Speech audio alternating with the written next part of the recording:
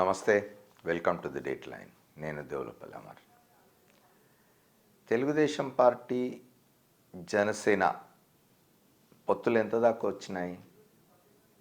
ఎందుకు అడగాల్సి వస్తున్నదంటే, నిన్నటితో అయోధ్యలో రామమందిర ప్రతిష్టాపన, రాముని ప్రతిష్టాపన, ప్రాణ ప్రతిష్ట పూర్తయింది. ఫిబ్రవరి మొదటి వారం వరకు లోక్సభ పార్లమెంట్ సమావేశాలున్నాయి.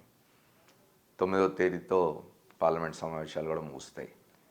ఆ తర్వాత ఏ క్షణమైనా ఎన్నికల కమిషన్ నోటిఫికేషన్ జారీ చేసే అవకాశాలు బాగా కనిపిస్తున్నాయి. కొంచెం ముందుగానే ఎన్నికలకు పోతారని అనుకుంటున్నారు. అంటే మామూలుగా అయితే 2024 ఏప్రిల్ మేలో జరగాల్సిన ఎన్నికలు మార్చిలోనే జరుగుతాయంటున్నారు. అందులో ఆంధ్రప్రదేశ్లో మొదటి విడతలోని ఎన్నికలు జరుగుతాయని కూడా చెప్తున్నారు. మొదటి విడతలో ఆంధ్రప్రదేశ్లో ఎన్నికలు జరగడం అంటే మార్చిలో ఎన్నికలు వచ్చేస్తాయి. మనం జనవరి చివరిలో ఉన్నాం, అంటే మధ్యలో ఒక నెల రోజులు మాత్రమే ఉంది. ఇప్పటివరకు ఇంకా చంద్రబాబు నాయుడు, పవన్ కళ్యాణ్ ఇద్దరు సంక్రాంతి సంబరాల్లో చెరో పందెపు కోడిని పట్టుకొని కలిసి ఫోటోలు దిగడము, ఇద్దరు కలిసి డిన్నర్ సమావేశాలు పెట్టుకున్న ఫోటోలు మీడియాకి రిలీజ్ చేయడం, ఇట్లాంటివి తప్ప ఇప్పటివరకు ఇంకా ఎవరు ఏ స్థానాల్లో పోటీ చేస్తారు, ఎవరికి ఎన్ని స్థానాలు, తెలుగుదేశం పార్టీ జనసేన ఇద్దరే కలిసి పోటీ చేసేట్టయితే 175 అసెంబ్లీ, 25 లోక్సభ స్థానాల్లో తెలుగుదేశం పార్టీ ఎన్ని, జనసేన పార్టీ ఎన్ని పోటీ చేస్తుంది అనేది ఇప్పటివరకు ఇంత మిద్దంగా తేలలేదు. ఏదో కోఆర్డినేషన్ కమిటీ అని వేసుకున్నారు. ఆ కమిటీలు ఎప్పుడు సమావేశం అవుతున్నా దాఖలాలే లేవు. మరోవైపు నుంచి జనసేన అధ్యక్షుడు పవన్ కళ్యాణ్ మీద ఆయన సామాజిక వర్గానికి సంబంధించిన వాళ్ళంతా ర్యాలీ అయి ఒత్తిడి తీసుకొస్తూ ఉన్నారు. వాళ్ళు కండిషన్లు పెడుతున్నారు. 2.5 సంవత్సరాలు చంద్రబాబు నాయుడు ముఖ్యమంత్రిగా ఉంటే 2.5 సంవత్సరాలు పవన్ కళ్యాణ్ ముఖ్యమంత్రిగా ఉండాలని, అట్లాగే గత ఎన్నికల్లో జనసేన సాధించిన ఓట్ల ప్రకారం 60 స్థానాలు జనసేనకి ఇవ్వాలని శాసనసభలో, ఇట్లాంటి డిమాండ్లన్నీ పెడుతున్నారు.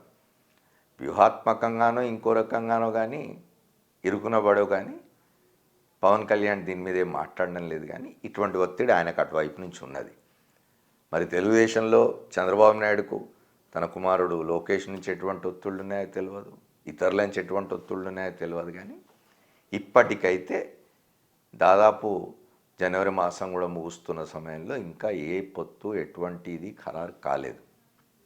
ఇంకా ఎప్పుడు చేసుకుంటారనేది కూడా ఎవరికి అర్థం కావడం లేదు. ఇదే కాకుండా ఇంకో తలనొప్పి కూడా ఉన్నది ఈ రెండు పార్టీలకి. దాదాపు 50 స్థానాల్లో జనసేన వాళ్ళు మాకు కావాలంటున్నారు, తెలుగుదేశం పార్టీ వాళ్ళు మాకు కావాలంటున్నారు ఆ స్థానం. ఇట్లాంటివన్నీ, ఈ చిక్కులన్నీ అధిగమించి మరి ఎప్పుడు ఈ పొత్తుల్ని ఖరారు చేసుకుంటారో. ఇంకోటి కూడా మరోవైపు బీజేపీ వైపు చూస్తూ ఉన్నారు. బీజేపీ ఏమి తేల్చడం లేదు. జనసేన, తెలుగుదేశం పార్టీ ఇద్దరితో బీజేపీ నాయకత్వం ఆడుకుంటున్నట్టుగా ఉన్నది, ఏమీ తేల్చడం లేదు. బీజేపీ స్థానిక నాయకులకైతే తెలుగుదేశంతో కలవడం ఇష్టం లేదు. చంద్రబాబు నాయుడు తమ పార్టీని, తమ నాయకుడు మోదీని అన్నన్ని మాటలు, అంతంత విద్వేషపూరితమైన ప్రసంగాలు చేసిన తర్వాత ఇంకా వాళ్ళతో మనం పొత్తేమిటి అనే మూడ్లో ఆంధ్రప్రదేశ్ బీజేపీలో నాయకులు ఉన్నారు. మరి బీజేపీ కలుస్తుందా లేదో తెలియదు. కలిస్తే ఏమిటి, కలవకపోతే ఈ రెండు పార్టీల మధ్య సీట్ల పంపకం ఏమిటి? ఇంత గందరగోళంలో ఉన్న చంద్రబాబు నాయుడు బహుశా అయోధ్య రాముని వేడుకుని ఉంటాడు. నిన్న ఆయన కూడా వెళ్ళినాడు అక్కడికి, ఏదో ఒక దారి చూపించాం. ఎందుకంటే ఆయన ఎవరో ఒకళ్ళ మద్దతు, ఎవరో ఒకళ్ళ ఊతం లేకుండా ఆయన ఏ స్ట్రాటజీలు వేయలేడు, వేసినా అవి సక్సెస్ కావు. కాబట్టి బహుశా అయోధ్య రాముని వేడుకుని ఉంటాడు చంద్రబాబు.